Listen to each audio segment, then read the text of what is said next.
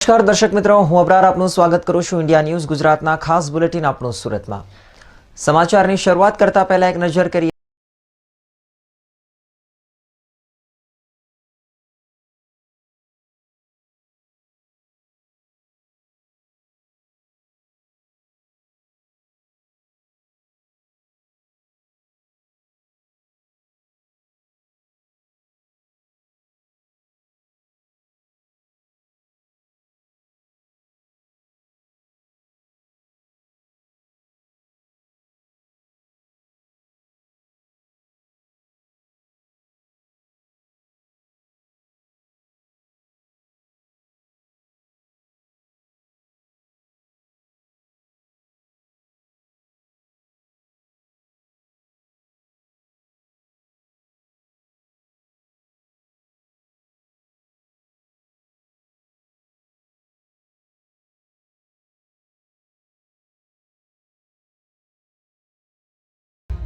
અને હવે સમાચારો જોઈશું વિગતવાર.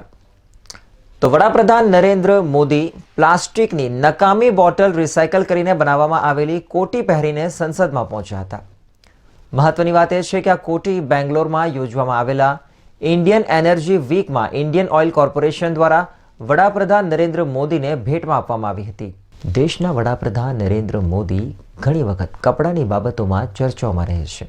હાલમાં જ વડાપ્રધાન નરેન્દ્ર મોદીએ નકામી પ્લાસ્ટિકની બોટલ રિસાયકલ કરીને બનાવવામાં આવેલી કોટી પહેરી હતી અને તેઓ આ કોટી પહેરીને બુધવારે સંસદમાં પહોંચ્યા હતા અને તેથી જ આ કોટી ખૂબ જ ચર્ચામાં છે.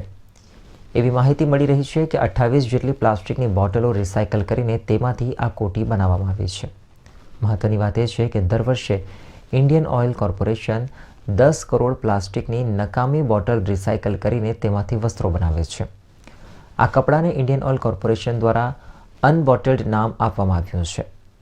મહત્વની વાત એ છે કે હવે આ કપડામાંથી સશસ્ત્ર દળો માટે નોન કોમ્બેટ યુનિફોર્મ બનાવવામાં આવશે અને આ પહેલ પર્યાવરણના સંરક્ષણમાં ખૂબ જ મદદરૂપ થશે. આ કોટી જે છે ને સિંગલ યુઝ પ્લાસ્ટિકને રિસાયકલ કરીને યાન બનાવવામાં આવ્યું છે અને એ યાનમાંથી ફેબ્રિક બને છે. હવે જેટલું બી સિંગલ યુઝ પ્લાસ્ટિક માટે જેટલું બી યાન બને છે એનો મુખ્યત્વે વપરાશ સુરતમાં થાય છે. ફેબ્રિક સુરતમાં બને છે. લગભગ દર મહિને 1.5 કરોડ મીટર ફેબ્રિક સુરતમાં આ રીતનું બને છે રિસાયકલ યાનમાંથી. ખૂબ ડિમાન્ડ વધશે અને આજે વર્લ્ડ ઓવર પણ જે ફેશન ચાલે છે એ રિસાયકલ અને સસ્ટેનેબલ ટેક્સટાઇલનું જ ફેશન ચાલે છે. અને આજે પેટ બોટલ્સ વર્લ્ડમાં જે કહે છે તો પેટ બોટલ બનાવવામાંથી બનેલું આ ફેબ્રિક છે. અને એ જે વર્લ્ડની મોટી મોટી બ્રાન્ડ છે, H&M છે, ઝારા છે, એ લોકોએ તો ટાર્ગેટ સેટ કરી દીધા છે કે આવતા 5 વર્ષમાં અમે 50% ટેક્સટાઇલ ગાર્મેન્ટ આપણે રિસાયકલ યાનમાંથી જ બનાવીશું અને સસ્ટેનેબલ ટેક્સટાઇલને અમે પ્રોત્સાહન આપીશું. એકચ્યુઅલી યાન બનાવવાનું જે રો મટીરિયલ અને બોટલ બનાવવાનું રો મટીરિયલ જેને અમે ચિપ્સ કહીએ છીએ એક જ છે. એટલે એને રિવર્સ એન્જિનિયરિંગ કરીને બોટલને રિસાયકલ કરીને એને દાણા જેવું ક્રશ કરીને પછી એમાંથી એને મેલ્ટ કરીને એનાથી ફાઇબર અને યાન બનાવીને પછી એમાંથી ફેબ્રિક બને છે. એટલે આખી પ્રોસેસ આપણે કહીએ તો રિસાયકલ છે અને આનાથી એમ સમજો કે એન્વાયરમેન્ટ એટલે પર્યાવરણની બહુ મોટી જવાબદારી આપણે અદા કરીએ છીએ એવું કહી શકાય. મહત્વની વાત એ પણ છે કે આ વસ્ત્રો બનાવવામાં એક પણ ટીપું પાણીનો ઉપયોગ થતો નથી. બોટલ્સને રિસાયકલ કરીને બનાવવામાં આવતા વસ્ત્રોમાં ડોપ ડાઇંગનો ઉપયોગ કરવામાં આવે છે. જોકે સૌપ્રથમ નકામી પ્લાસ્ટિકની બોટલોમાંથી ફાઇબર બનાવવામાં આવે છે અને તેમાંથી યાન તૈયાર કરાય છે અને આ યાન ફેબ્રિક તૈયાર કર્યા બાદ તેમાંથી વસ્ત્રો તૈયાર કરવામાં આવે છે. આ વસ્ત્રો સંપૂર્ણપણે ગ્રીન ટેકનોલોજી ઉપર આધારિત છે અને વસ્ત્ર પર એક QR કોડ પણ લગાવવામાં આવે છે જેને સ્કેન કરવાથી વસ્ત્રની પૂરી હિસ્ટ્રી જાણી શકાય છે. મહત્વની વાત એ છે કે એક ટી-શર્ટ બનાવવામાં 5 થી 6 પ્લાસ્ટિકની બોટલ વપરાય છે, તો શર્ટ બનાવવા માટે 10 બોટલ અને પેન્ટ બનાવવા માટે 20 બોટલનો ઉપયોગ થાય છે. જંત્રીમાં વધારો ઝીંકાતા ક્રેડાઈના સભ્યોએ જિલ્લા કલેક્ટરને આવેદનપત્ર આપી રજૂઆત કરી છે અને આ મામલે મુખ્યમંત્રીને અગાઉ રજૂઆત કરાયા બાદ પણ કોઈ ઉકેલ નહીં મળતા ડેવલપર્સ અકળાઈ ઉઠ્યા છે. સરકાર દ્વારા જંત્રી ડબલ કરવામાં આવતા નવા બાંધકામો ખૂબ જ મોંઘા બનશે, જેના કારણે લેવાલી ઘટશે અને બિલ્ડરોની સમસ્યા વધશે. આ અંગે ક્રેડાઈના સભ્યો દ્વારા અગાઉ મુખ્યમંત્રીને રૂબરૂ મળી રજૂઆત કરવામાં આવી હતી. આ રજૂઆતને પણ 1 સપ્તાહ જેટલો સમય વીતી જતા કોઈ જવાબ આપવામાં આવ્યો નથી. જેથી આજરોજ ક્રેડાઈએ જિલ્લા કલેક્ટરને આવેદનપત્ર આપી પોતાની રજૂઆત કરી હતી. ક્રેડાઈ દ્વારા તમામ શહેરોમાં આવેદનપત્ર આપવા તેમજ મિટિંગો કરી આ મામલે નિરાકરણ લાવવા માટે લડત કરવામાં આવશે. કહેવાય છે કે સર્વે કર્યા વગર જે રીતે જંત્રી ડબલ કરાય છે તે જોતા એરિયા પ્રમાણે ભાવોમાં ઘણી વિસંગતતા થઈ શકે છે અને તેના કારણે ઉપભોક્તાને પ્રોપર્ટી કિંમતમાં ઘણો વધારો સહન કરવો પડશે. અને ચાલુ પ્રોજેક્ટમાં જે બુકિંગ શરૂ થઈ ગયું હતું તેમાં પણ દસ્તાવેજની કિંમત અને બુકિંગ કિંમતમાં પણ તફાવત આવી જતા ગ્રાહકોના ખિસ્સા પર વધારાનો બોજો ઊભો થશે. હાલમાં બિલ્ડર એસોસિએશન ક્રેડાઈ દ્વારા રજૂઆત કરાઈ છે અને જો કોઈ નિરાકરણ નહીં આવે ત્યાં સુધી નવા દસ્તાવેજોની નોંધણી નહીં કરવાનો નિર્ણય પણ લેવાયો છે. અમે 6 તારીખે સીએમ સાહેબને રજૂઆત કરવા માટે ગયેલા હતા ત્યારે તમામ ગુજરાતના સિટી ચેપ્ટરો ત્યાંના હોદ્દેદારો ત્યાં એકત્ર થયા હતા અને સીએમ સાહેબને આપણે રજૂઆત કરી હતી. એ રજૂઆતની વિચારણા ચાલી રહી છે. એનો કોઈ પ્રત્યુત્તર અમને હજુ સુધી મળ્યો નથી. તો આજ રોજ ગુજરાત ક્રેડાઈમાંથી એવું નક્કી કરવામાં આવ્યું છે કે તમામ સિટી ચેપ્ટરો એક જ સમયે તમામ સિટીઓમાં કલેક્ટરશ્રીને આવેદનપત્ર આપશે અને અમારી જે કંઈ મુશ્કેલીઓ છે એ જણાવશે. અને ત્યારબાદ આવતીકાલે 2 થી 4ના સમયમાં ગુજરાતના તમામ સિટી ચેપ્ટરો પોતપોતાના શહેરોમાં તમામ ડેવલપરને એકત્ર કરીને એક મિટિંગ રાખવાનું આયોજન કર્યું છે, જેમાં બધા ડેવલપર મિત્રો ભેગા થશે અને આ જંત્રીની જે પ્રોબ્લેમ ઊભો થયો છે તેનાથી અલગ અલગ વિસ્તારમાં કેવા પ્રકારના પ્રોબ્લેમ ક્રિએટ થાય છે એની લેખિતમાં રજૂઆતો કરશે. એનું આખું લિસ્ટ બનાવીને અમે સીએમ સાહેબને તથા કલેક્ટર સાહેબને રજૂ કરશું અને ત્યારબાદ આગળ શું પગલાં લેવા એની યોજના નક્કી કરીશું. આજે અમે અમારી જે કંઈ આ જે જંત્રી વધી છે એના આવેદનપત્ર આપવા માટે અમારા ગુજરાતના ક્રેડાઈ સુરતને જે પ્રમાણે નક્કી કર્યું છે એ પ્રમાણે અમે દરેક સિટી ચેપ્ટરમાં દરેક કલેક્ટરશ્રીને અમારી જે માંગણી છે અને જે જંત્રીમાં અસહ્ય વધારો એના માટે આવેદનપત્ર આપવા આવ્યા છીએ.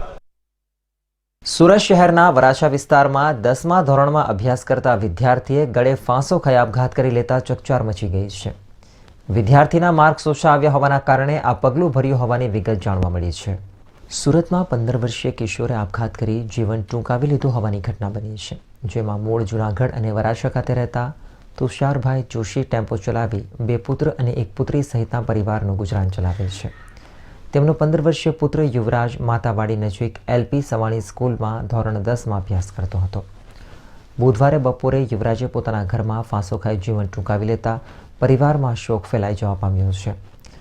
યુવરાજના પરિવારે જણાવ્યું હતું કે સ્કૂલમાં લેવામાં આવેલી આંતરિક પરીક્ષામાં યુવરાજના 80% માર્ક્સ આવ્યા હતા. આવેલા માર્ક્સથી યુવરાજ નિરાશ થઈ ગયો અને યુવરાજે પોતાના ઘરમાં પંખા સાથે ઓઢણી બાંધી આપઘાત કરી લેતા પોલીસે ઘટના સ્થળે પહોંચી લાશનો કબજો લઈ પોસ્ટમોર્ટમ માટે મોકલી આપી હતી.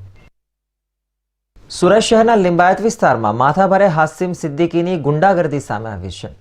ધંધા કરના હૈ તો હર મહિને 15,000 દેને પડેંગે તેમ કહી દુકાનદાર પાસેથી રૂપિયા પડાવ્યા હતા. લિંબાયત વિસ્તારમાં કેટલાક અસામાજિક અને ગુંડા તત્વો સામાન્ય નાગરિકોને યેનકેન પ્રકારે ડરાવતા ધમકાવતા હોવાના બનાવો સામે આવતા હોય છે. દરમિયાન માથાભારે હાસિમ સિદ્દીકી દ્વારા હાર્ડવેરના દુકાનદારને ડરાવી ધમકાવી તેની પાસેથી રૂપિયા 15,000 પડાવી લેવામાં આવતા સમગ્ર મામલો લિંબાયત પોલીસ મથકે પહોંચ્યો હતો અને પોલીસે હાસિમ સહિત 4 બદમાશો સામે ગુનો નોંધ્યો છે. લિંબાયત ખાતે આવેલા કુબા મસ્જિદની સામે ગાંધી ચોકમાં રહેતો ઇલિયાસ ખાલિદ જનાબ ઈદગાહ રોડ કુબા મસ્જિદ સામે તવક્કલ ઇલેક્ટ્રિક અને હાર્ડવેર નામથી દુકાન ધરાવે છે. દરમિયાન 8મીએ સાંજે માથાભારે હાસિમ સિદ્દીકી તથા તેની સાથે અન્ય 3 ઇસમો ઇલિયાસ જનાબની દુકાને ધસી ગયા હતા. હાસિમે તેને ધમકી આપી કહેવા લાગ્યો કે તું ઇધર ક્યું ધંધા કરતા હૈ અને ગાળો આપવા લાગ્યો. તેમજ ધમકાવા લાગ્યો અને કહ્યું કે તુજે યહાં ધંધા કરના હૈ તો તુજે મેરે કો હર મહિને 15,000 રૂપિયા દેના પડેગા. મને કાલે સાંજે મારી પાસે અહીંયા માથાભારે છે, એના ઉપર કંઈક ડઝનો ગુના છે, પ્લસ મને કાલે ધમકી આપીને કહે છે કે તારે અહીંયા ધંધો કરવો હોય તો તારે 15,000 રૂપિયા મહિને આપવા પડશે હર મહિને. તો મેં એને એમ કીધું કે શાના 15,000 રૂપિયા? તો બોલે તારી જાનની સલામતી ચાહતો હોય તો હર મહિને 15,000 રૂપિયા તારે મને આપવા જ પડશે. ત્યાર પછી મેં પોલીસ સ્ટેશને ગયો. પોલીસ સ્ટેશને જઈને મેં કમ્પ્લેન લખાવી. ત્યાર પછી બી એ ફરી બીજા છોકરાઓને લઈને દુકાને આવ્યો, મારા ભાઈને ધમકી આપી ગયો. ત્યાર પછી મારી પાછળ એ પોલીસ સ્ટેશન સુધી આવેલો ને મને ધમકી પર મને પોલીસે સારી પ્રોટેક્શન બી આપી ને પોલીસે મારો કેસ બી લીધેલો છે, મારી FIR કરેલી છે મેં. તો ફરિયાદ પોલીસે મારી લઈ લીધી છે. આ ધમકીને પગલે ડરી ગયેલા ફરિયાદી દુકાનદાર ઇલિયાસે માથાભારે હાસિમને રૂપિયા 15,000 આપી દીધા અને ત્યારબાદ પણ હાસિમ દ્વારા યુવકને જાનથી મારી નાખવાની ધમકી આપવામાં આવી હતી. આ અંગે ઇલિયાસ જનાબ દ્વારા હાસિમ સિદ્દીકી અને તેની સાથે આવેલા અન્ય 3 જણા વિરુદ્ધ લિંબાયત પોલીસ મથકમાં ફરિયાદ નોંધાવવામાં આવી હતી. લિંબાયત પોલીસે ગુનો નોંધી આગળની વધુ તપાસ હાથ ધરી છે. માથાભારે હાસિમ સિદ્દીકી હાલ ફરાર થઈ ગયો છે. લિંબાયતમાં ગઈકાલનો કોબા મસ્જિદ પાસેનો બનાવ છે. એક ઇલિયાસભાઈ કરીને એની પોતાની ઇલેક્ટ્રિકને વાર્ડવેરની દુકાન છે, એ પોતે ત્યાં ધંધો કરે છે ઘણા ટાઈમથી. તો એમાં હાસિમ સિદ્દીકી અને બીજા 3 જણા આવી અને એને ધમકી આપેલી કે તેરે કો અહીંયા ધંધા કરના હે તો हमको હર મહિને પૈસા દેને પડેગા, એમ કરીને એને ધમકાયેલો અને 15,000ની માંગણી કરેલી. તો પેલા ફરિયાદી ઇલિયાસભાઈ બીકના મારે એને 15,000 આપી દીધેલા અને ત્યારબાદ તરત જ એણે પોલીસનો સંપર્ક કરેલો અને ગુનો રજીસ્ટર આ બાબતે 384 આઈપીસી મુજબ દાખલ કરવામાં આવેલ છે અને આ 3 આરોપીઓ હજુ સુધી મળી આવ્યા નથી, પણ બંનેની તપાસો ચાલુ છે. હાસિમની બેક હિસ્ટ્રી શું છે? હાસિમની બેક હિસ્ટ્રી બધા ગુનાહિત જ છે. એણે ઘણા બધા ગુના પણ આચરેલા છે અને આવી રીતે ખંડણીની બાબતોમાં પણ એ ખૂબ જ માહિતગાર પણ છે અને જે તે વખતે જે ગુના રજીસ્ટર થયા છે એ બાબતે પણ તપાસ ચાલુ છે. માથાભારે હાસિમ સિદ્દીકી સામે અનેક ગુના પોલીસ ચોપડે નોંધાયેલા હોવાથી અને હવે લિંબાયત વિસ્તારમાં પોતાનું વર્ચસ્વ બનાવી લીધા બાદ સીધી ફિલ્મ સ્ટાઇલમાં ખંડણી માંગી હોવાથી સ્થાનિકો અને વેપારી આલમમાં ડરનો માહોલ ઊભો થયો છે અને હાસિમ સિદ્દીકી ગેંગ સામે પોલીસ ગુજસી ટોક હેઠળ ફરિયાદ નોંધે તેવી માંગ ઉઠી છે. રાજ્ય સરકારે જે જંત્રીના ભાવમાં વધારો કર્યો છે તેને લઈને નવસારીના બિલ્ડર એસોસિએશન ક્રેડાઈ દ્વારા નવસારી જિલ્લા કલેક્ટરને આવેદનપત્ર આપી નવસારી જિલ્લામાં જે જંત્રીને લઈને વિસંગતતાઓ છે તેમાં સર્વે કર્યા બાદ વધારો કરવાની માંગ કરવામાં આવી છે. રાજ્ય સરકાર દ્વારા જંત્રીના ભાવોને ડબલ કરી દેવામાં આવ્યા છે, જેના કારણે રાજ્યના અનેક બિલ્ડરોની સમસ્યામાં વધારો થયો છે. ત્યારે નવસારીમાં પણ આ બિલ્ડરો જંત્રીમાં વધારો થતાં અનેક સમસ્યાઓનો સામનો કરવા માટે મજબૂર બન્યા છે. નવસારી શહેરની વાત કરવામાં આવે તો મુખ્ય માર્ગને અડીને આવેલી જમીનોની જંત્રી ખૂબ નીચી છે, તો ગ્રામ્ય વિસ્તારમાં આવેલી જમીનોની જંત્રી ખૂબ ઊંચી છે. આવી વિસંગતતાઓ સર્વે કરીને દૂર કરી શકાય છે. સાથે જ જંત્રીમાં રાતોરાત વધારો થવાથી સામાન્ય લોકોનું ઘર લેવાનું સપનું રોડાઈ જશે. સ્ટેમ્પ ડ્યુટી તેમજ જીએસટી વધતા દસ્તાવેજ બનાવવાનો ખર્ચ આકાશને આંબી જશે, જેના કારણે સામાન્ય વર્ગનું ઘર લેવાનું સપનું એ સપનું જ રહેશે. જેથી આ મામલે સરકારને અપીલ કરવામાં આવી છે કે વધારાનો નિર્ણય કરતા પહેલા થોડો સમય આપવામાં આવે. ક્રેડાઈ નવસારી દ્વારા આજે સરકારશ્રીને એક આવેદનપત્ર આપવામાં આવેલ છે. આ આવેદનપત્રમાં અમારી માંગણી એ જ છે કે જે જંત્રીનો બમણો વધારો થયો છે અને રાતોરાત વધારો થયો છે એને માટેના અમારા વાંધા અને એની સાથે સાથેના સૂચનો છે. સરકારશ્રીને વિનંતી છે કે જંત્રી વધારવાથી અમારી જે પેડ એફએસઆઈ છે, સાથે સાથે નવી સહજ જૂની સહજના પ્રીમિયમો છે એ જે 40% લેવામાં આવે છે એ 40%ની જગ્યાએ 20 થી 20% કરવામાં આવે. સાથે સાથે સ્ટેમ્પ ડ્યુટી અને રજિસ્ટ્રેશન ચાર્જ જે 6% સરકારશ્રી લે છે એમાં પણ ઘટાડો કરીને 1.5 થી 2% કરવામાં આવે. આજે ગુજરાતમાં જ આખા ભારત દેશમાં મને ખબર છે ત્યાં સુધી એવું છે કે સ્ટેમ્પ ડ્યુટી અને રજિસ્ટ્રેશન ફી 6% છે. મુંબઈમાં સ્ટેમ્પ ડ્યુટી અને રજિસ્ટ્રેશન ફી ઓછી છે. જો તમારે જંત્રી વધારવી હોય તો સ્ટેમ્પ ડ્યુટી અને રજિસ્ટ્રેશન ફી ઓછી કરવી પડશે. સમાચારમાં સમય થયો છે એક બ્રેકનો.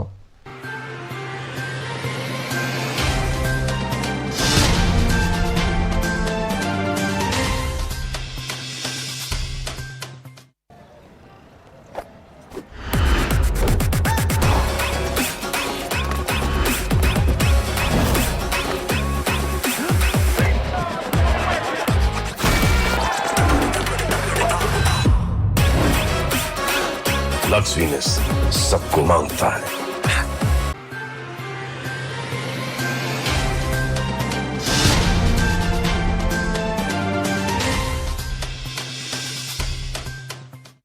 બ્રેક બાદ ફરી આપનું સ્વાગત છે.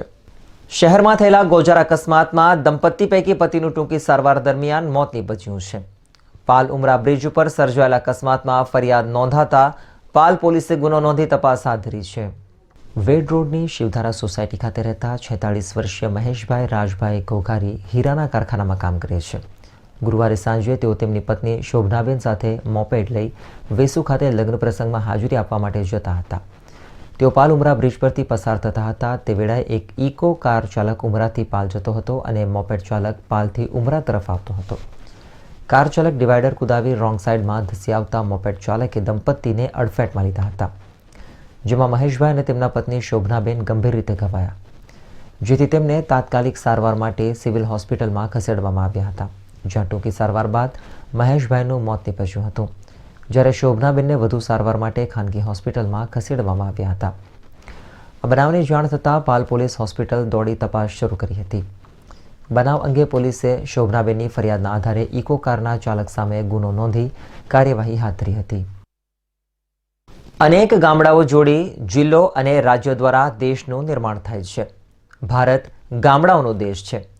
વિકાસની પરિભાષા બદલવા માટે ગામડાઓ મહત્વના છે, પરંતુ જિલ્લાના મહત્વના ગણાતા એવા નવસારી જિલ્લાના જલાલપોર તાલુકામાં આવેલા આરક રણોદરા ગામે સરપંચની અવળચંડાઈ અને ભ્રષ્ટાચાર સામે આવતા સસ્પેન્ડ કરવામાં આવ્યા છે, જેના કારણે પંચાયતોની કામગીરી ઉપર સવાલો ઉઠી રહ્યા છે.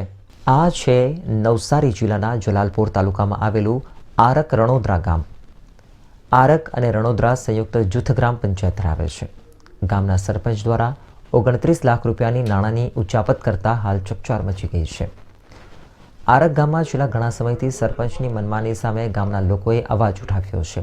ગામના સરપંચ શર્મિષ્ઠાબેન રાઠોડ દ્વારા ગામના વિકાસ માટે આવનારી ગ્રાન્ટમાંથી ખોટા બિલો અને વાઉચરો રજૂ કરી 29 લાખ રૂપિયાની ઉચાપત કરી હોવાની ફરિયાદ નવસારી જિલ્લા તાલુકા વિકાસ અધિકારીને ગામના લોકો દ્વારા આપવામાં આવી હતી, જે સંદર્ભે તપાસના આદેશ બાદ સરપંચને આજે તેમના હોદ્દા પરથી તાત્કાલિક ધોરણે સસ્પેન્ડ કરવામાં આવ્યા છે. હું આ આરક તાળિયા ગામનો રહેવાસી છું. હવે અમારા ગામમાં અત્યારે હાલ સરપંચને સસ્પેન્ડ કરવામાં આવ્યા છે, જેનું કારણ છે કે અમે અગાડી ગામ સભાઓમાં અહીંયા હાજર રહેતા હતા. તે ટાઈમે અમે સરપંચ પાસે બધા બિલ અને કામોની રજૂઆત માંગતા હતા, જેઓ દ્વારા અમને કોઈ હિસાબ કે એવું કંઈ આપવામાં આવતું હતું ન હતું. તેના કારણે અમને અત્યારે હાલ સસ્પેન્ડ કરવામાં આવ્યા છે. કયા રીતના બિલો, કેટલાની ઉચાપત છે અંદાજે? હવે હાલ હમણાં ખબર એવી પડી છે કે 20-21 લાખનું કંઈ છે, જેમાં ઘણા કામો હોય. આ ગામમાં કોઈ પણ કામ હોય જેના બિલ મૂકવામાં આવે પણ કામ થતું નથી.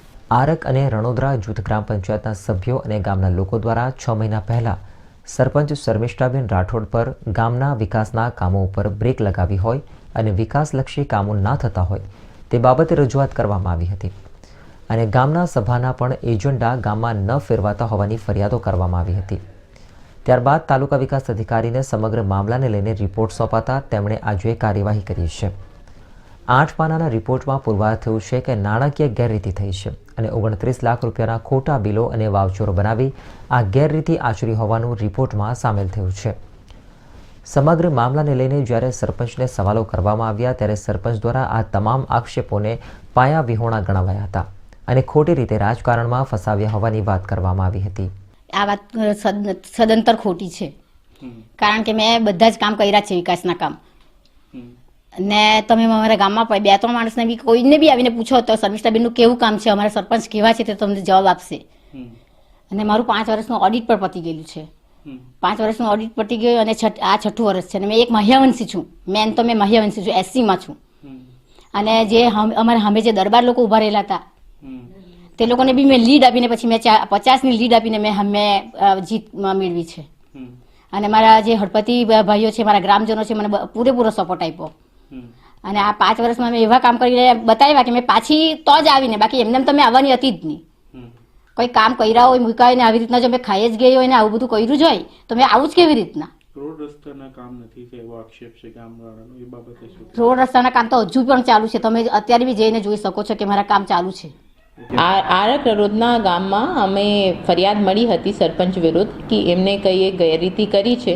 તો એઝ પર પ્રોસિજર અમે TDOને તપાસ માટે રાખેલા હતા અને એમની રિપોર્ટ પણ માંગી હતી. તો TDOની રિપોર્ટમાં ક્લિયર કટ આવ્યું છે કે એમને નાણાકીય ગેરરીતિ કરી છે. તો આ માટે અમારી બધા જેટલા કાગળ અમે મળ્યા હતા આ પણ ચકાસણી એમની થઈ અને પછી પ્રૂફ પણ થઈ ગયા છે કે સરપંચશ્રીને નાણાકીય ગેરરીતિ કરી છે. તો ગુજરાત પંચાયત એક્ટ અનુસાર અમે લોકોને આ કાર્યવાહી કરવામાં આવી હતી. એમને બોલાવ્યા પણ હતા, એમના જવાબ પણ લીધા છે અને આ પછી પ્રૂફ થઈ ગયા છે કે એમને ગેરરીતિ કરી છે. તો આ માટે એમને સસ્પેન્ડ કરવામાં આવ્યા છે. કેટલું અમાઉન્ટ છે? એમના ટોટલ જો ગેરરીતિ છે 29 લાખની થઈ છે. ગુજરાતના અનેક રાજ્યો જિલ્લામાં અગાઉ પણ આવા બનાવો બન્યા છે, પરંતુ ગામના વિકાસ માટે લોકોએ ચૂંટેલા પ્રતિનિધિઓ જો ગેરકાયદેસર કૃત્ય કરશે તો દરેક ગ્રામના વિકાસનું આગામી ભવિષ્ય અંધકારમાં હોય તેમ લાગી રહ્યું છે. આવા કૃત્ય કરનાર લોકો પર કડક પગલાં લેવા તે જ હાલના સમયની માંગ છે. ભરૂચ જિલ્લા પોલીસ અધિક્ષક ડોક્ટર લીના પાટીલ દ્વારા પોલીસ કર્મીઓને તણાવમુક્ત હળવું વાતાવરણ પ્રદાન કરવા પોલીસ એથ્લેટિક્સ મીટ 2023નું આયોજન કરવામાં આવ્યું છે. અતિવ્યસ્ત અને સતત જવાબદારીના અહેસાસ વચ્ચે કામ કરતા પોલીસ કર્મીઓ અને અધિકારીઓને આનંદની પળો આ આયોજન થકી પ્રદાન કરવામાં આવશે. પોલીસ એથ્લેટિક્સ મીટ 2023 ત્રિદિવસીય ખેલ મહાકુંભનો ભરૂચ એસપીના હસ્તે પ્રારંભ કરાયો હતો, જેમાં ભરૂચ પોલીસ પરેડ ગ્રાઉન્ડ ખાતે તમામ પોલીસ અધિકારીઓ એકસાથે દોડતા દેખાયા હતા. રમત ઉત્સવમાં ક્રાઇમ બ્રાન્ચ અને સ્પેશિયલ ઓપરેશન ગ્રુપ સહિતની સ્થાનિક પોલીસ સ્ટેશનની ટીમના અધિકારીઓ રનિંગ ટ્રેક ઉપર દોડતા નજરે પડ્યા હતા. પોલીસ દ્વારા આયોજિત કોઈપણ કાર્યક્રમમાં પરેડ અચૂક યોજાતી હોય છે. ભરૂચ જિલ્લા પોલીસના અધિકારીઓ અને કર્મચારીઓએ ખેલ ઉત્સવની પરેડ યોજી હતી. ગુનેગારો પાછળ દોડતી પોલીસને ફિલ્મોમાં અને સામાન્ય જીવનમાં પણ ક્યારેક ને ક્યારેક તો આપણે જોયા જ છે. ભરૂચ પોલીસ પરેડ ગ્રાઉન્ડ ખાતે તમામ પોલીસ અધિકારીઓ એકસાથે દોડતા દેખાયા હતા. રમત ઉત્સવમાં અધિકારીઓ અને પોલીસ કર્મીઓ માટે અલગ અલગ અંતરની દોડનું આયોજન કરાયું હતું. પોલીસ કર્મીઓ 24 કલાક 7 દિવસ નોકરી કરે છે. તહેવારની ઉજવણીમાં આપણે સૌ વ્યસ્ત રહીએ છીએ અને મજા માણીએ છીએ. તે સમયે પણ પોલીસ કર્મીઓ તહેવારોમાં કાયદો અને વ્યવસ્થાની જાળવણીમાં વ્યસ્ત રહે છે. સતત વ્યસ્ત જીવન જીવતા પોલીસ કર્મીઓએ આ એથ્લેટિક્સ મીટને મન ભરીને માણવાનો પ્રયાસ કર્યો હતો. ભરૂચ હેડક્વાર્ટર ખાતે આજની ભરૂચ જિલ્લાના તમામ પોલીસ કર્મચારીઓ, પોલીસ પરિવારના બાળકો અને સભ્યોની એથ્લેટિક મીટનું આયોજન કરવામાં આવ્યું છે. એ બદલ હું ડીવાયએસપી HQ શ્રી ગાંગુલી અને RPI શ્રી પટેલ બંનેને ખૂબ ખૂબ અભિનંદન આપું છું કે ખૂબ જ સુંદર રીતના એમણે આયોજન કર્યું છે અને ખૂબ શોર્ટ પીરિયડમાં આખું આયોજન કરવામાં આવ્યું છે. પરેડ પણ ખૂબ સુંદર રીતના આપણી સામે પ્રેઝન્ટ થઈ. પોલીસની ઘણી બધી એવી ટ્રેડિશન્સ છે કે જેને ફોલો કરવી ખૂબ જ જરૂરી છે, જેમાં સેરેમોનિયલ પરેડ છે, PT પરેડ છે, અલગ અલગ ટાઈપની ડ્રિલ્સ છે, જે આપણે રેગ્યુલર ઇન્સ્પેક્શન દરમિયાન રેન્જસરના ઇન્સ્પેક્શન દરમિયાન કરતા હોઈએ છીએ. એટલે એ ટ્રેડિશન મોટાભાગે ફોલો થતી હોય છે બધા જ જિલ્લાઓમાં અને સિટી પોલીસ વિસ્તારોમાં. પરંતુ એથ્લેટિક મીટ જે છે એ એક અમારા ટ્રેનિંગ દરમિયાનથી જ આનું આયોજન કરવામાં આવે છે. આજે ભરૂચ જિલ્લા પોલીસ તરફથી પોલીસ કર્મચારીના 24/7 ડ્યુટીઝ એના જે કામના ભારણના કારણે તણાવમુક્ત કરવા અથવા એમની અંદર રહેલી પ્રતિભા કે રુચિને આપણા સમક્ષ બતાવી શકે આવા ઉમદા હેતુથી જ્યારે આ એથ્લેટિક મીટનું આયોજન કર્યું છે અને એના ઓપનિંગ સેરેમનીમાં ઉપસ્થિત રહેવા માટે એસપી સર આપનો કિંમતી સમય ફાળવવા બદલ ખૂબ ખૂબ આભાર આપનો. અને આપના આશીર્વચનથી આયોજનમાં ભાગ લેનાર પોલીસ કર્મચારીઓને પ્રેરણા મળશે. જે પણ ભાગ લેનાર તમામ પાર્ટિસિપન્ટ્સ, તો આ જે ડ્રેસ કોડની ઉપર જ આનો એક મોટો લખવામાં આવ્યો છે, જે છે sports for unity, sports for dedication, sports for discipline અને સ્પોર્ટ્સ ફોર સ્પીડ. તો આવા ઉમદા ઉદ્દેશોથી જ્યારે આ કાર્યક્રમનું સ્વાગત થયું છે ત્યારે તમામને best of luck. Thank you. નોકરી આપવાની લાલચ આપી ઠગાઈ કરનાર ગેંગના વધુ એક આરોપીની ડિંડોલી પોલીસે દિલ્હીથી ધરપકડ કરી છે. આ ગેંગના 2 આરોપીઓ અગાઉ પણ ઝડપાઈ ચૂક્યા હતા. સુરત શહેરના ડિંડોલી પોલીસ મથકે 2021ની સાલમાં એક ફરિયાદ નોંધાઈ હતી, જેમાં ડિંડોલી ખાતે રહેતા રાકેશ પાટીલે જણાવ્યું હતું કે સેમસંગ ઇલેક્ટ્રોનિક્સ પ્રાઇવેટ લિમિટેડ કંપનીમાં સારી જોબ માટે તેમના મોબાઈલ ઉપર ફોન આવ્યો હતો. તે દરમિયાન જુદા જુદા લોકોએ કંપનીના પ્રોસિજર માટે ટુકડે ટુકડે 4,20,000 રૂપિયાની રકમ પડાવી લીધી હતી. પૈસા આપ્યા બાદ પણ નોકરી નહીં મળતા આખરે રાકેશ પાટીલે ડિંડોલી પોલીસ મથકે અજાણ્યા ઈસમો વિરુદ્ધ છેતરપિંડીની ફરિયાદ દાખલ કરાવી હતી. ફરિયાદ દાખલ થયા બાદ પોલીસે આ કેસમાં ભરત સક્સેના અને ધર્મેન્દ્ર શાહુ નામના આરોપીઓની દિલ્હીથી ધરપકડ કરી હતી. આ કેસમાં આરોપીઓને ગૂગલ પે એકાઉન્ટ વેચનાર જીતેન્દ્ર શાહુની ડિંડોલી પોલીસે દિલ્હીથી ધરપકડ કરી સુરત લઈ આવી હતી. આ કેસમાં સ્વરિતા શર્મા અને રાજ મિત્તલ સહિતના લોકોની લોકેશનના આધારે તપાસ કરવામાં આવી રહી છે. હાલ સમાચારોમાં બસ આટલું જ. અન્ય નવા સમાચારો સાથે ફરી મળીશું. ત્યાં સુધી જોતા રહો ઇન્ડિયા ન્યૂઝ ગુજરાત. નમસ્કાર.